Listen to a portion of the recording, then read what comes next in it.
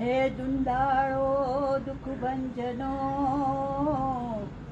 એ સદાય બળે વેશજી સમર સૌને સહાય કરે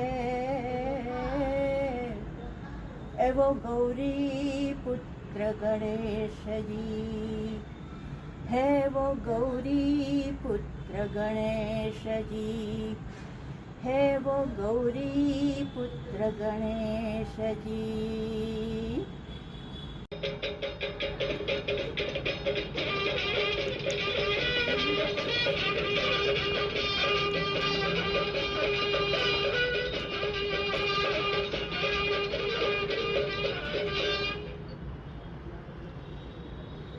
હે રંગલો નાચે રંગલી નાચે નાચે નાના મોટા હે રંગલો નાચે રંગલી નાચે નાચે નાના મોટા ભવાઈ કેરા ભૂંગળવા કે વેશ ધર્યા છે ખોટા તા થૈયા થૈયા તત થઈ તત તત થૈયા થૈયા તા થઈ.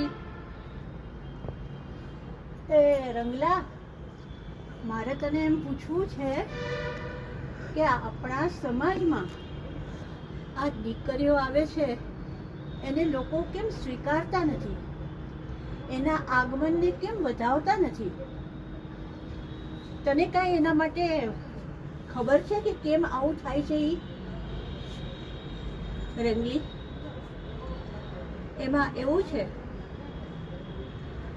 કે દીકરીઓ આવે છે એ ઘણા સમાજને નથી ગમતું એટલા માટે કે એ દરેક સમાજમાં કરિયાવર દહેજનો રિવાજ છે.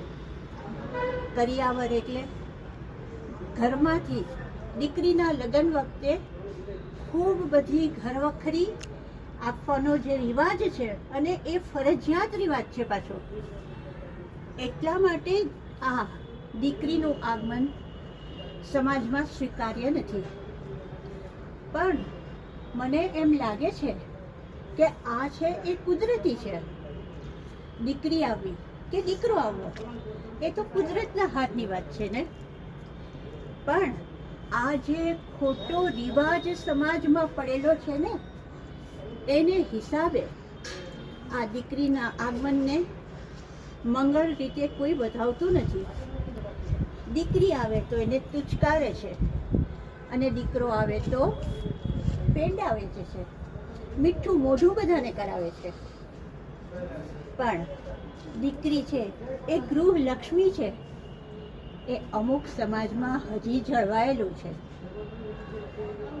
અમુક સમાજમાં દીકરી આવે છે તો એને મંગળ રીતે એને વધાવે છે, એના પગલાં રંગી અને એની પૂજા કરવામાં આવે છે. કારણ કે એ સમાજ છે એને દીકરીના લગ્ન વખતે ફક્ત ₹100 આપીને પણ વિદાય કરી શકાય છે. એટલા માટે એ સમાજમાં દીકરીનું આગમન મંગળ ગણાય છે. પણ રંગલા, એ આ દીકરીને મંગળ ગણાય છે બરાબર છે, પણ બાકીના સમાજ આ રીતે જે દીકરીને અવગણે છે એનું શું? હા રંગલી, એના માટે તો એક જ વસ્તુ આપણે કરવી પડે કે આ જે ખોટા રીત રિવાજો છે, દહેજ દેવાના, કરિયાવર દેવાના અને એ પણ પાછું ફરજિયાત દેવાના, અને લગ્ન પછી પણ માગણીઓ બધી સાસરાની ઊભી જ હોય છે. એ માગણીઓ જો દૂર થાય તો દીકરીના આગમનને બધા જ વધાવી શકે. દીકરી એ તો લક્ષ્મી સ્વરૂપ કહેવાય છે. આવે ત્યારે તો દરેક લોકો એવું જ કહેતા હોય છે કે બા ઘરમાં લક્ષ્મી આવી. પણ પછી અમુક જ સમાજમાં એનું મૂલ્ય વધારે છે, એના મંગળ પગલાંને આવકારે છે. એટલે મારું એવું માનવું છે કે જો આ ખોટા રિવાજો છે, કરિયાવરના છે, દહેજનું દૂષણ છે, એ જો સમાજમાંથી નાબૂદ થાય ને રંગલા, તો આપોઆપ દીકરીને વધાવે બધા, એના આગમનને મંગળ રીતે ઉજવે. આ છે તો સમજવા જેવી વાત હો.